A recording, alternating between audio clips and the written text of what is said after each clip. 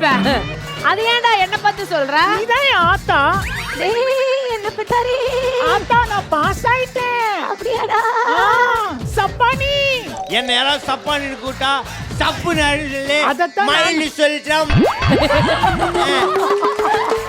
மாக்காப்பா இதுக்கப்புறம் உன்னை சப்பானின்னு கூப்பிட்டா அவங்கள சப்புன்னு அறிஞ்சிரு. ஓகேவா சப்பானி? சப்பு நேரம் ராஜா சப்பு நேரம் வேண்டாம்.